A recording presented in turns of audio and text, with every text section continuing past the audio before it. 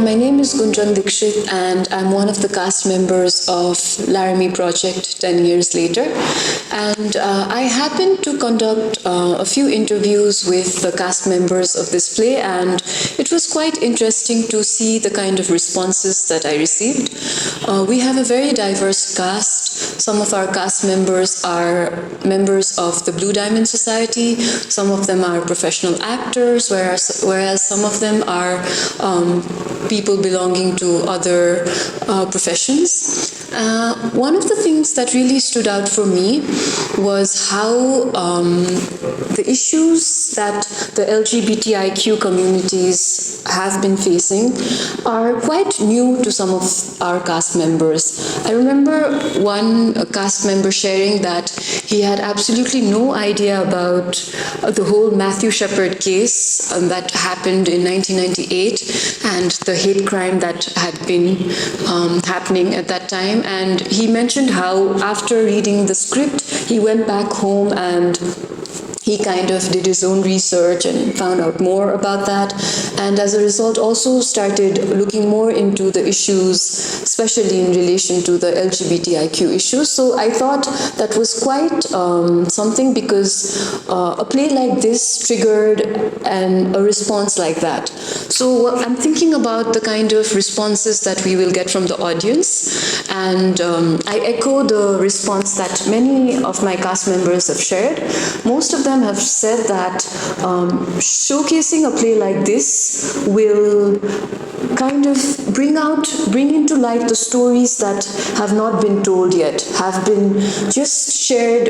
in closets, or have just been shared only with friends. So as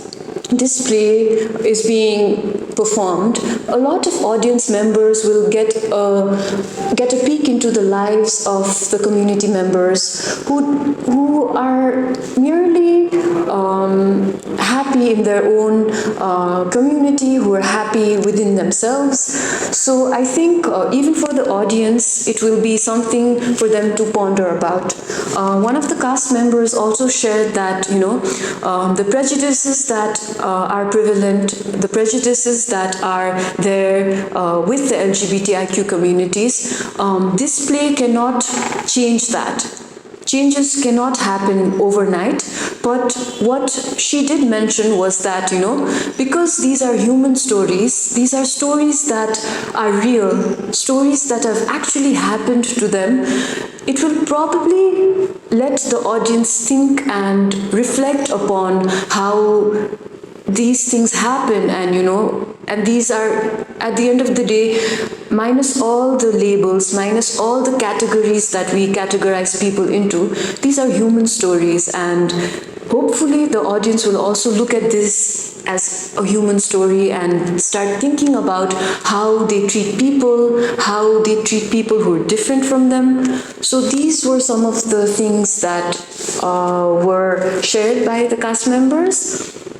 I must also add that because we are a diverse lot, we are people from different backgrounds, various backgrounds, we've had several opportunities where we could talk and learn about each other, and I think a lot of exchanges, a lot of learnings happened also there. Although I wish there were more times where we could bond and really talk about this, but I think this is one step that we've taken, and I think there are more steps to come. And some of the things that the other cast members also have talked about is about doing this play in Nepali language, so that not just a certain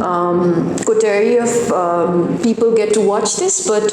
a larger Nepal can also watch this and understand this. So I think while this is the first step to also include stories about the LGBTIQ community in Nepal, I think the second step should be translating these these stories into full Nepali